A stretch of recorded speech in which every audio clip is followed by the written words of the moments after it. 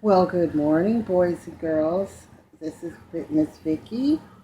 I'm coming to you from home, so I'm not real good at the recording right now, but I'm trying. We're all trying something new right now. Miss you guys being at the school itself. We're used to reading together, in the library. I get that. So I'm trying to, I won't keep you long with this book. It's a chapter book and it doesn't have any pictures. But this is the front cover of the book. It's called Twin Tuition Double Vision. The twins are, I don't know if you can see it very well, Tia and Tamara Mowry. If you watch Sister Sister, it was a comedy when I was a little younger. Um, I love watching on TV. I love the reruns. One of them is a part of a talk show, Tamara, called The Real, and that's how they say it on there.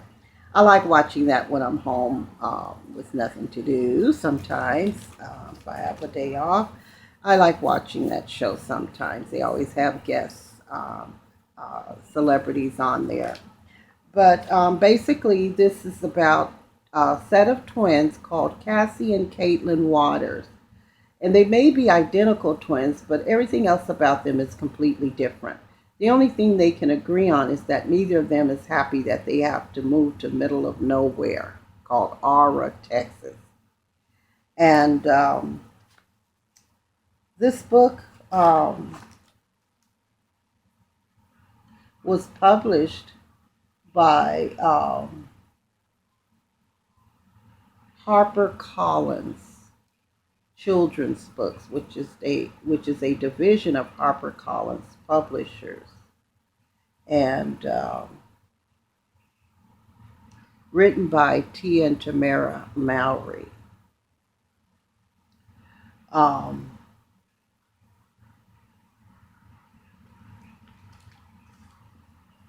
so I'll just share a few pages with you because it's a pretty long book, but it's a good book. This is the first book. I think there's about three of them. There may be four. They have different titles, but they're written by the same authors. And I thought these were good books to check out, to read.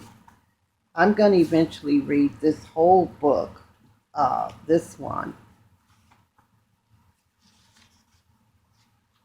I read the first chapter, and it's not a short chapter. It's not bad, but I won't keep you long with this one because I don't want to give away the good details. The first chapter is titled Cassie. Are you kidding me? I exclaimed as Mom pulled up beside a small ramshackle house. This so can't be it. Stop it, Cass, my twin sister Caitlin turned and frowned at me from the front seat. Mom's stopping to check the directions. Right, Mom? I mean, obviously, we're not going to live here. Our mother didn't answer. She stared at the house in front of us, if you could call it a house. Neither our bug speckled windshield nor the hazy late September Texas air, thick as hot grits, was enough to disguise the ugly little place's crooked shutters, the mold spotted siding, or the overgrown front yard. Even the driveway was weed choked. It didn't help that every other house on the block was perfect, with fresh paint and a tidy lawn. Mom's silence confirmed my fears. Oh, great. Just when I thought things couldn't get any worse. Enough, Cassie. Mom's voice was clipped as she cut the engine. Her scary mama voice, Kate and I called it. It's been a long day, and I'm not in the mood. It might not look quite like it did online, but we'll make it work. Yeah, Kate said after a moment. It has potential, I guess. I blew out a sigh of annoyance. Couldn't she admit just once that something wasn't perfect? Kate had always been a glass half full kind of girl, but ever since Mom had announced this move, this stupid, crazy, bad idea move, she'd become even more upbeat than usual. Me, I spent most of the past few weeks locked in my room, mostly trying to figure out if the state of Texas would allow a not quite 12-year-old to live on her own so that I could stay in San Antonio. Not that Mom would ever allow it, but a girl could dream, right? Anyway, it was no surprise that my sister and I didn't agree on the move. We didn't agree on much lately. Most people found it hard to believe that we could be so different, especially since we look so much alike. As identical twins, we had the same big brown eyes, curly dark hair, and skinny legs. We had a few other things in common too. We both loved dancing, spicy food, and singing in the church choir, but it stopped there. When it came to our personalities, we were night and day. Our differences hadn't seemed to matter much when we were little. We were best friends and had shared everything, but the older we got, the less time we spent together.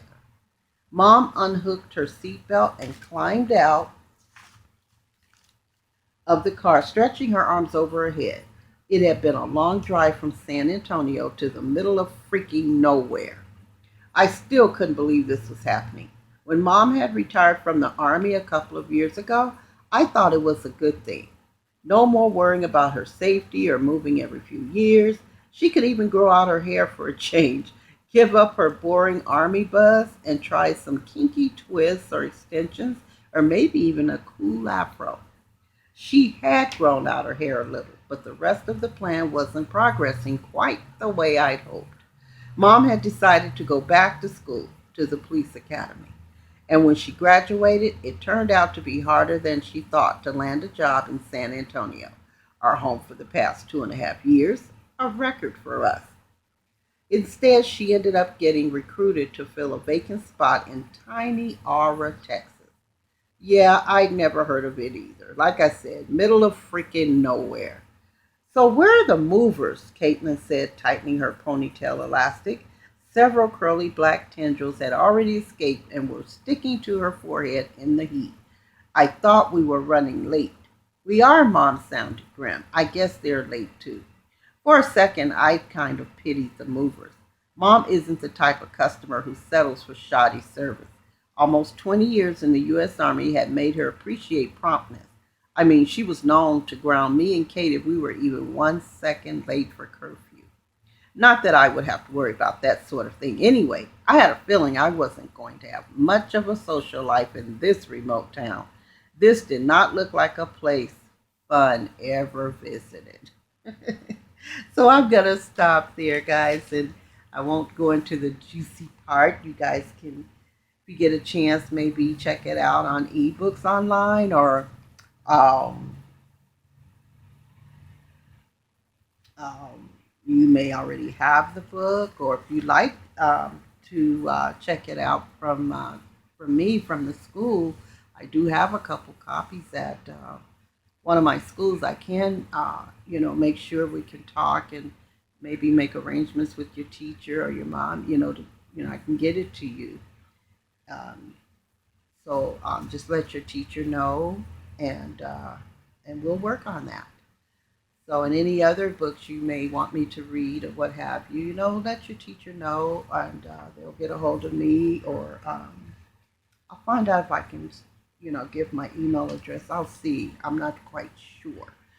And, if there's a list of books that you like to me to read or get for you, I'll check with the right people, to see what we can do. So, anyways, everybody have a wonderful day, and good studying. Bye bye. I miss you guys.